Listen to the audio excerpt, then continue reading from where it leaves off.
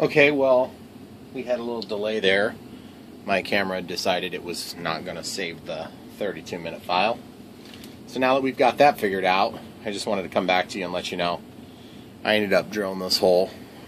I measured the inside dimension of the fuse. It was 1.5 inches, so I took 3/4 of an inch, made a mark, and then I just poked a hole with the same size I was using right there. So while doing that, I ripped just an edge of the sheath of the white cable. So I put some glue over the top of it, some CA, which is a nice way of protecting that little exposed part. There's still plenty of strength on the cable, and I may speed that back up into the wing so that it's not of issue. But what I'm going to do right here is I'm going to rebuild the end. That's the last thing we didn't get done there. So I'm going to zoom so you guys can see what I'm doing here.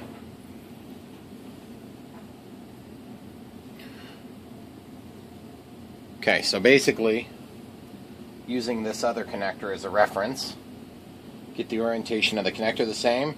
So we're going to go white, red, black. White, red, black. And these will go in both ways, but they'll only click one way.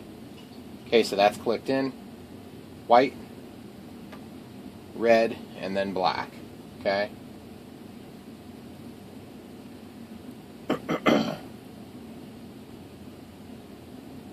Okay, white, red, black. Clicked, clicked, clicked. Okay, great. So there's our servo connection. Ready to go when we're ready to plug that in. And then inside the wing here, we can go ahead and put the servo into the pocket here that we've created. And the only thing I'm thinking about doing is I might want to do my reinforcement ribs underneath here before we do that step. And what I mean by reinforcement ribs is I want something for the spoiler when not deployed to rest along. And I've given a little bit of thought, and I guess to be perfectly honest, I can add it later. It doesn't have to be on there right now. So really my next step is going to be milling down the thickness so that I can make this thing set flush. Because obviously right now, you know, it's sitting up on top of the wing. So we want it to sit flush. So incidentally, I'm going to take this red, white, and black cable and I'm going to slide it in so that it's plugged in. Oops. It didn't want to go in very well for some reason. Okay, there we go. Okay, so it went in that time. Very good. And then I'm just going to lay this stuff out of the way for the other servo. Alright, so the next step is to take down this material thickness a little bit underneath where this is going to land. And there's a couple different ways I can think to do this. The first of which is with an X-Acto knife, basically trimming and cutting away a portion of this, and then we can sand a little bit of the thickness off of this if we want until we get to an acceptable thickness balance. I think that's going to be a huge pain in the butt, but it will work. I think a faster way would be to use a tool like this, like a Dremel. And so we're going to try that real quick. We're going to see how that goes.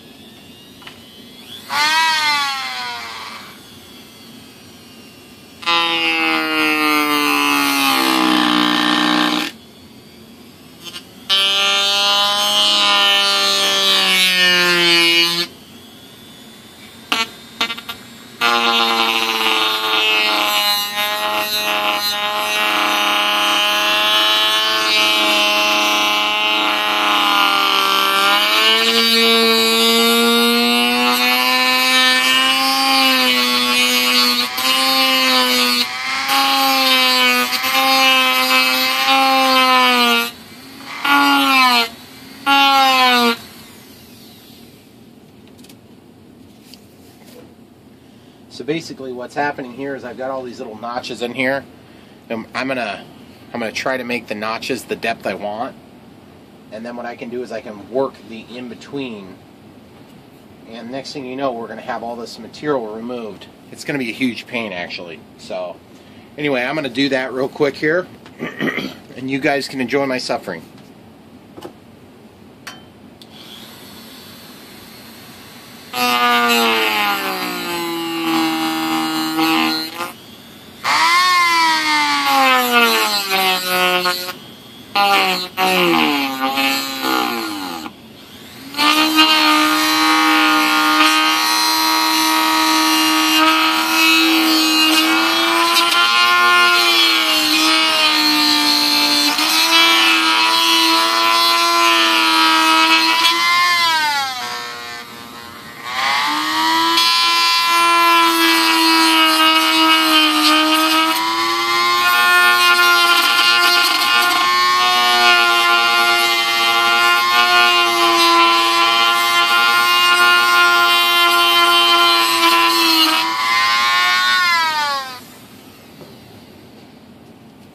So you guys can pretty much get the idea of what's going on here.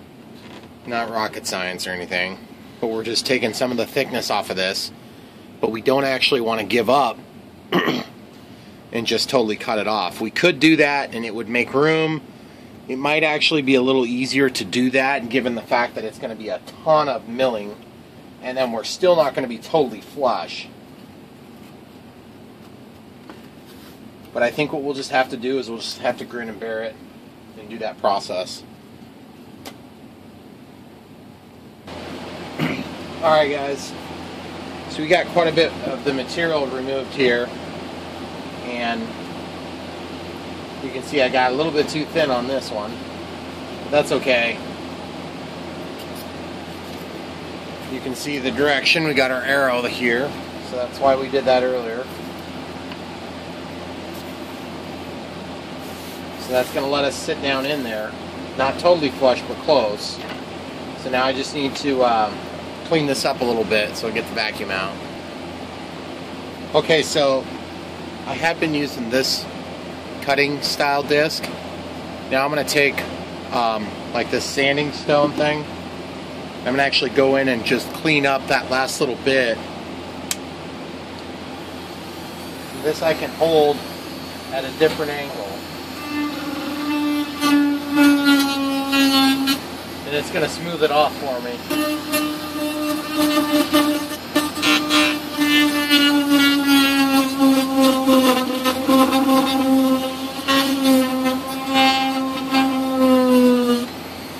And then you end up with a better finish and a better fit.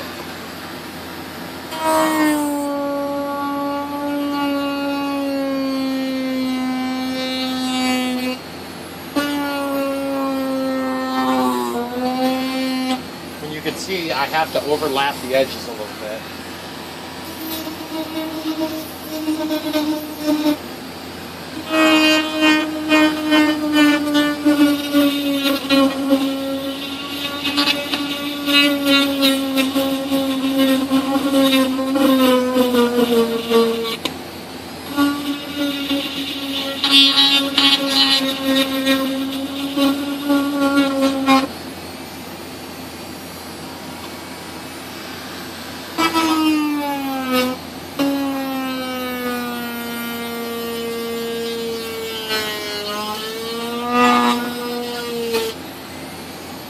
Okay, so you can see that that basically made a little bit better finish on the end, or on the top side there.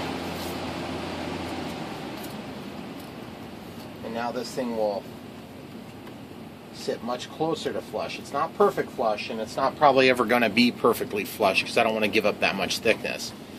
You can see at least on that leading edge we have a slimmer of hope that we're going to be able to get it. Now I probably need to pull it up just a little bit and do this whole edge with the same tool, and I'll come right back to you when that's done.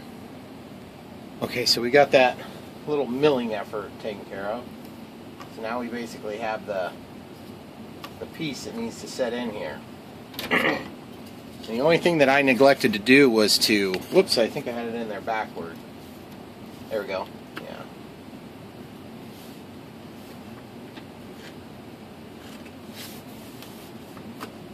Actually, I didn't have it in there backward. That was the correct way.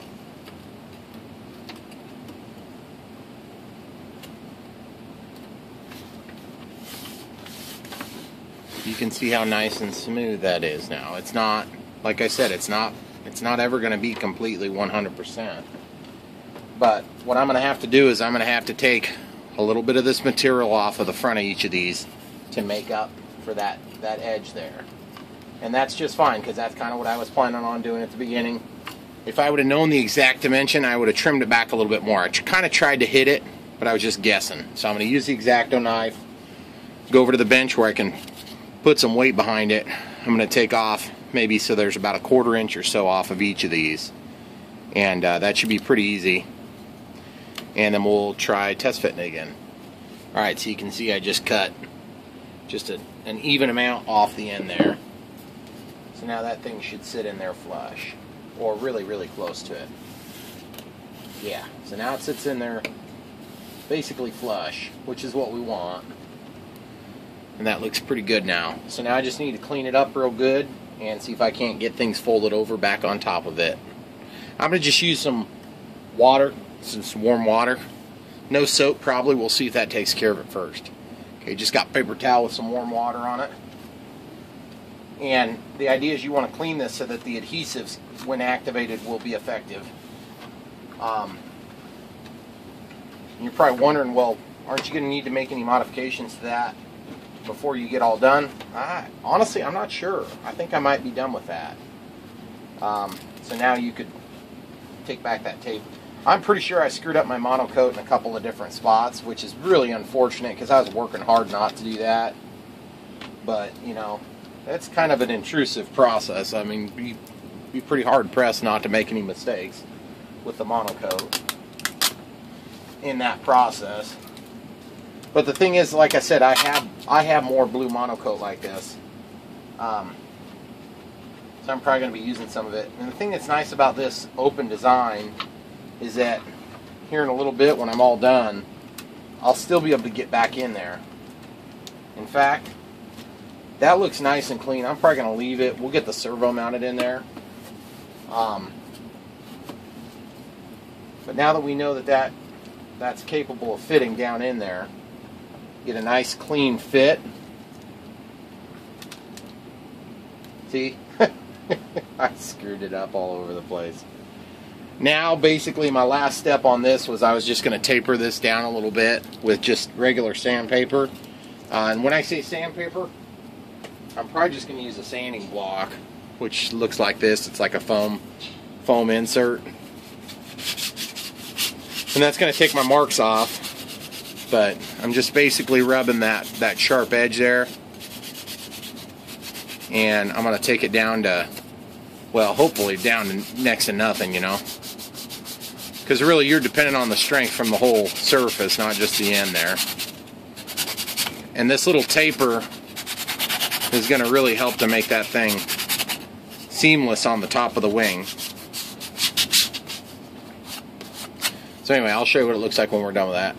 Okay, so before the servo gets into these pocket here, I was thinking one other thing I could do is, since I've sort of weakened the top of these wings, I might come in here with some CA, just a regular medium CA, and I actually glue in on top. So I kind of have to hold the wing upside down to do this, but what I'm going to do is I'm just going to get some glue, just going to get some CA in here, and just let it run down those areas that we thinned up real much. Well, we really thinned them up a lot. And especially this one where the servo is going to be. I want to just run that along the inside edge. And I know you guys probably can't see worth a darn, but just have to take my word for it. So once that runs down, then you can just tip it. And just be careful about your servo connection, of course. So I'll actually pull that through a bunch so I can control it. And I'm going to just do the same thing on the other side real quick and come right back to you.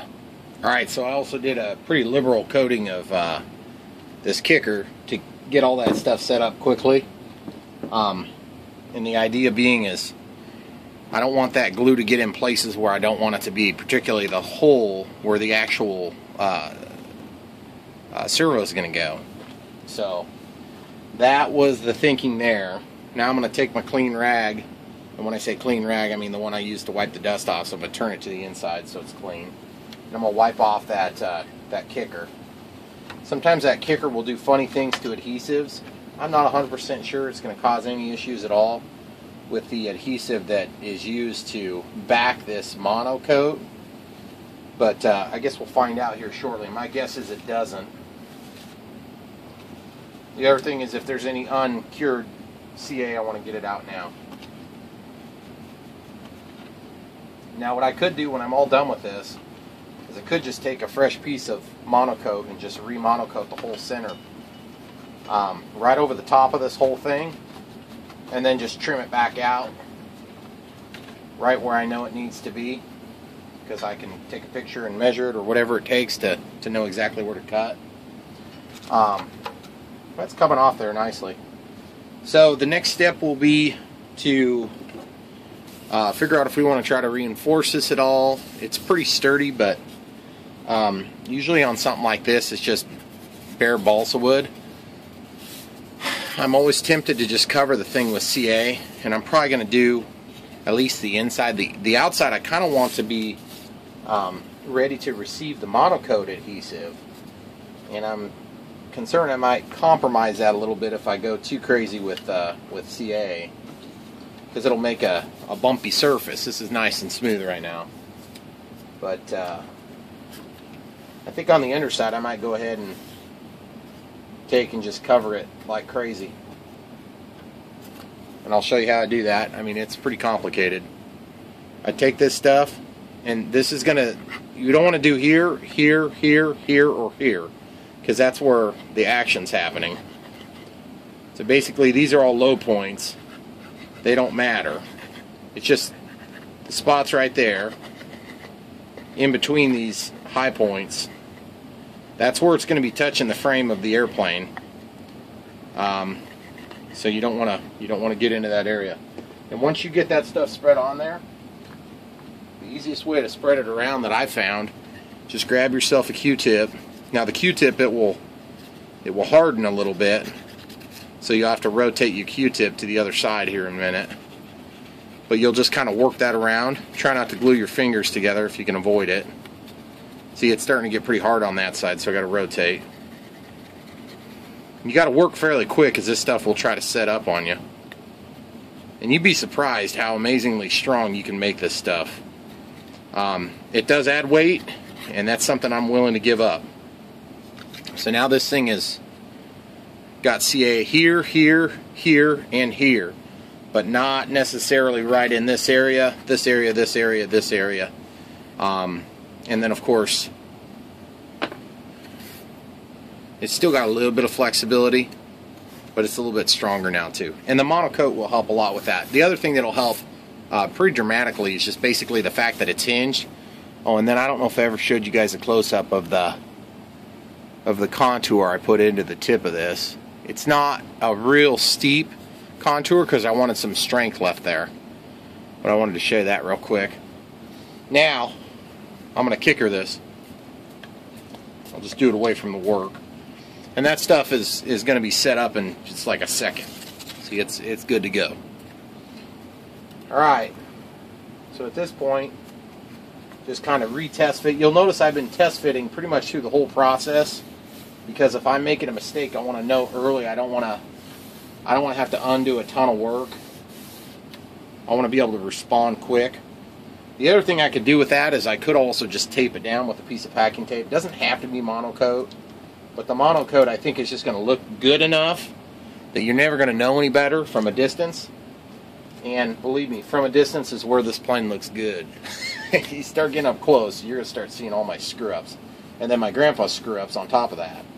So, anyhow, I am getting ready to put the servo in next. That'll be our next step. Okay, so like a long time ago, I said my next step is going to be putting the servo in. Well, I haven't been lying to you guys. It's just there's a lot of little steps in the middle. So what I'm going to do is I'm going to plug this in. Remember, this will be more or less accessible, so it's not really that big a deal. if you have your plug, you know, glued up or whatever. I'll probably stick that back in here just so it's out of the airflow. You can see we got our little extension cord here. I've got my bird of time pulled up on my radio, and I'm going to grab my airplane, the sailplane. I'm actually bring it over here so that we can plug in to the receiver and actually get everything centered up. I have a servo tester, and I do not like using it because the way I figure is, what's the big deal with just plugging it into the plane itself? Has always been my issue, is why don't you just use that? This is my awesome battery. It's 2 different batteries that I've made into one because both of them died. Awesome. That's a good waste of time right there. So I'm just stuffing that in there as a test. We're not going to fly with it or anything. And just to be 100% sure, throttle cuts on, system monitor, and we have no throttle output. That's what we want, because it's pretty close to the family jewels, so I want to make sure those stay intact. Okay, so we're going to get this thing fired up.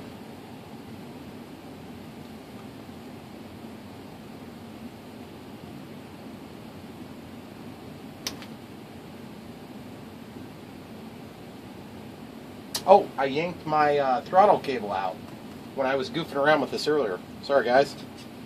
I'm going to say, that's kind of interesting. Okay, so my AR500 just came on. And you can hear it goes beep, beep, beep, beep. It's because I got braking on. It won't sing the whole song unless you got the braking turned off. So now, just for convenience sake, I'm going to pull that wire all the way through to where I can kind of reach. But these wings are long and everything. I don't want to cause any trouble for myself. So you can see why it's nice to have that extra length now. I'm actually going to set the plane up on top of this a little bit. And then this little extension, that little extension will actually be plugged and unplugged. But good Lord, it's hard to plug and unplug. Why is it so dang hard? Let me work this out real quick. I'll come right back to you. I think what I'm looking for is the phrase, "There's your problem." I have this plugged in backward, guys. That is embarrassing. And yet, it shouldn't be allowed either. See? There you go. So now that goes in just fine. Okay, anyway, just wanted to show you that. Learn from my stupidity. And you won't have to do it yourself. So now this is technically the left wing. So this is going to be going into the gear port, because I have the left aileron, as in the left flapperon, set up as the gear channel is my assignment. This is an AR500, so it's only a 5-channel radio or transmitter, but I have a DX18 of course here. So I've got this C switch set up to unbind my aileron and my rudder, okay, because I have 100% mix otherwise. And then I can hear this thing moving. And this thing is moving. So if you look at my flap setup, -100, 0, 100, okay? Now, I'm not 100% sure what all I'm going to try to do with this. Someday I might do the same operation on the bottom of the wing. And you see my right aileron and my left aileron are both set to 150%. And you can see throttle, so 1, 2, 3, 4, 5. That's the 5th channel, which would also be the gear in normal circumstances. I've inhibited the rest of the channels because they're not used on this application. So what I need to do now is go ahead and stick the control horn on there. And the control horn in this case is shaped a little different than what I'm used to. It's got that weird fruity swoop on it. So what I'm going to do is I'm going to put it on there. I think what's going to happen is it's probably going to end up being down like this. And I don't know what the positions are going to be or anything yet. But I just know right now that when I flip the switch, okay, so it's going reverse of what I want. I'm definitely in the left wing. Okay, so I'm just thinking out loud. I'm going to have to cut this off no matter what I do. So I think right now I'm going to get to getting on with that.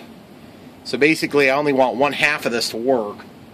At some point, like I said, if I end up doing flap configuration, then the servo going up could operate both. I don't know. I'm probably not going to be doing that anytime soon, because my expectation is this is going to be plenty good Okay, so I'm just going to cut this off with a pair of side cutters. Simple as that. And then I'm going to take and just kind of round the edges a little bit. And then I'm going to take and I'm going to use my grinder to make a nice smooth edge.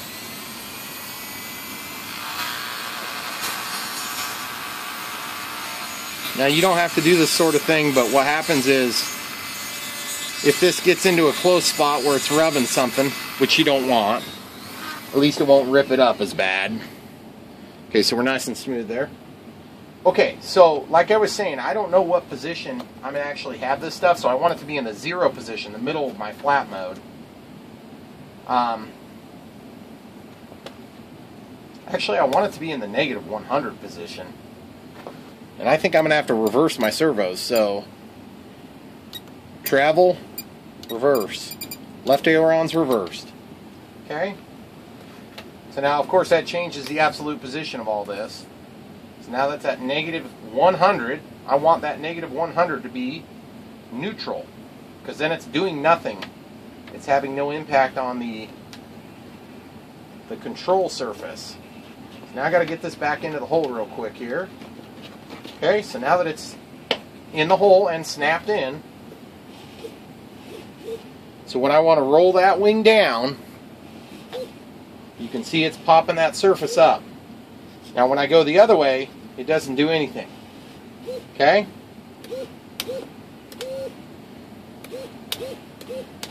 And I'll zoom you guys in so you can see a little better what's going on. It's black on blue, so it is a little bit hard to see. But right here, you can see that's my aileron. And then this is that's neutral, that's 100, or 0 rather.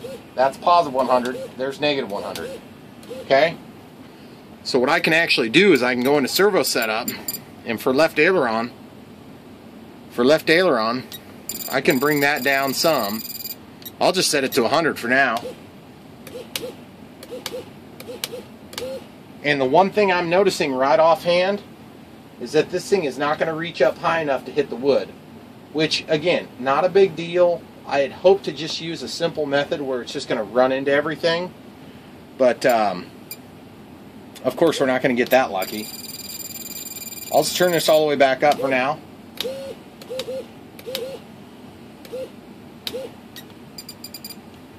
We got it binding, so I'm going to turn it down some.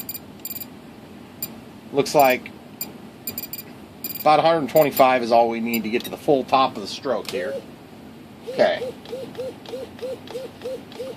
Alright, so now, when we actually hook this back up, or we put this back in, what's going to happen is, we need to have a linkage now that's going to actually lift and retract this, which is kind of a bummer. The other thing I'm thinking about is, as the air pressure is moving along this, it's going to want to buckle this. So I'm probably going to go ahead and have to put a stick in there like I thought I was going to. So I'm going to get that going too. Before I get this thing screwed in and have it all set where I need it, I want to have all that wood in, because the wood might be kind of hard to install with this in here. So that's what I'm going to do next. I'm going to get some sticks cut and we're going to get those glued in. Okay, before we do that, guys, I just gotta do this because it's cool. Oh, that's so cool. And it's not actually doing it all the way yet, but when we're all said and done, that thing's going to be vertical, and then the normal throws are going to be something like this for the aileron, and then when I turn flaps on, it's going to kick that thing all the way up. And then when I put the flaps down, it's just going to operate like a regular aileron. So anyway, that's the way that's going to work. I'm going to pause it. We'll get that stick cut for the back now. So you guys remember how we cut this stuff all out? And we use that one huge piece. Well, I've used that same scrap from that same piece this whole time to do all my pieces. And that was all intentional and planned, and that's because I knew that I was going to have to duplicate this on the other side. I did not want to fall short on my parts. So what I got to do now is I basically need to make a piece that comes in and rides from rail to rail underneath each of these areas here. And what that's going to do is that's basically going to give us something to hold our monocoat, which sounds ridiculous, but that's exactly what it's going to do. So really, it's going to be glued in tight. So what we're going to do is we're going to trim this down just so it's a nice, neat strip, and then we're going to take it, we're going to hold it in here. We're going to take the knife and we're just going to score it, break it off, get it held in there, glue it, and blammo whammo. So I'm going to show you that process as we go here. Alright, so before I cut that strip, I got some more 3/8 from earlier when we did all of these. So basically what I'm going to do is I'm going to feel in here, just to make sure everything is the way I expect. Rub it up against the edge here. I'm going to make a little mark. That's going to tell me where to cut. So now I can take my knife, I can write it right on there, get it cut. Once that thing is cut, then I'm going to take it, I'm going to dry fit it. And what I'm going to do is I'm going to dry fit it, but I'm also going to hang it under like this. And what that's going to do is that's going to give us a little something for the spoiler to rest against as well. So I'm going to have to hold this thing upside down backward on my head to make this work. So it's going to be a little on the awkward side, I would say. Just going to move all this crap out of the way. Okay. So what I got to do is I got to glue here so that I can stick it in there after the fact. Okay? So I got to glue it like that.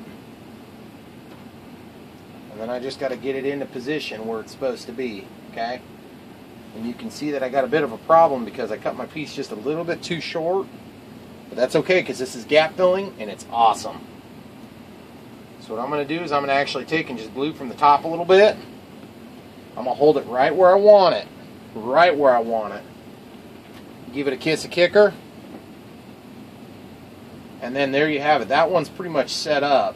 Or it's in the process of setting up a little bit with my pointer finger too. Now the other side is already kind of roughly tight because I held it over as I was filling that gap. Now we've got our backer, which is similar to, if you've ever worked with drywall, it's kind of the same thing. You need a little something to catch the screws. So we'll just put that in there, just let it run down on top, kind of hold it where we want it, let it set a little bit. And then just give it a kiss a kicker. And I'm looking for this low point and giving support back here too. It's both. Because I do not want to come in here and trim this again. Because that's a pain in the butt the first time. It's going to be a pain in the butt the second time. Now if you wanted to reinforce that further, an easy way to do it would be to pull off a little bit of cotton. Cotton swabs are kind of a handy thing to use. You can take just a little bit of this and you just kind of ball it up a little bit, and what that'll do is it'll hold the CA for you right where you want it. So you'll just take and just drip it right on top of it. Boom, boom. Just get a couple drips in there, and then that stuff will actually fill that little void for you. And if you're a smart feller, you'll have a Q-tip ready to go, and then you can kind of spread that stuff around. And if you're a real smart feller,